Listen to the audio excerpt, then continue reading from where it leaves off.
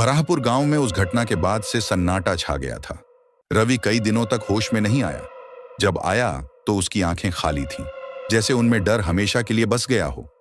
वह किसी से बात नहीं करता था, बस दीवार को घूरता रहता और एक ही बात दोहराता। वो मुझे बुला रही थी, उसने कहा था मेरा नाम मत लेना। गांव के लोग डर गए। पुजारी ने कहा कि अब उस कुएं की शुद्धि करनी होगी। पूरे गांव ने मिलकर हवन कराया, लेकिन अजीब बात हुई। जैसे ही मंत्र पढ़े जाने लगे, मंदिर की घंटी अपने आप बजने लगी और हवा अचानक ठंडी पड़ गई। अग्नि बुझने लगी और किसी को लगा जैसे मंदिर के पिछवाड़े किसी औरत की हंसी गूंज उठी हो। उस रात फिर कुछ हुआ। रवि की मां ने सुना कि दरवाजे के बाहर कोई खड़ा है। उसने सोचा शायद पुजारी होगा, लेकिन जब दरवाजा खोला तो वहां वही गीली सफेद साड़ी वाली औरत खड़ी थी। आंखें लाल, बाल गीले और पैरों के निशान कीचड़ से भरे हुए। वो कुछ नहीं बोली, बस रवि के कमरे की ओर देखने लगी। अगली सुबह रवि अपने कमरे में नहीं था।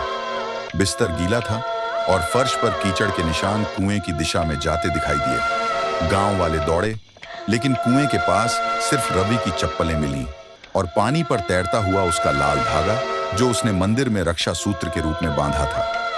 पुजारी ने कहा उसने देवी के व्रत को तोड़ा था और अब कुएं ने उसे अपने अंदर बुला लिया। उसके बाद कई बार कुछ लोगों ने उस कुएं के पास रवि की परछाई देखी।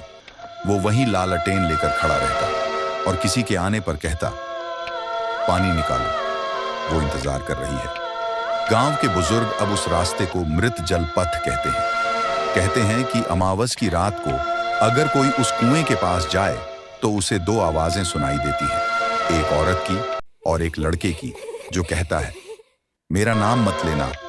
कहानी यहीं खत्म नहीं होती, क्योंकि कुछ लोग कहते हैं उस कुएं से अब भी लाल रोशनी उठती है और हवा में राख जैसी गंध फैल जाती है। कहा जाता है अगली बार जब कोई उस कुएं का ढक्कन खोलेगा, वो खुद कुलदेवी नहीं बल्कि वही औरत होगी जो अब देवी बन चुकी है।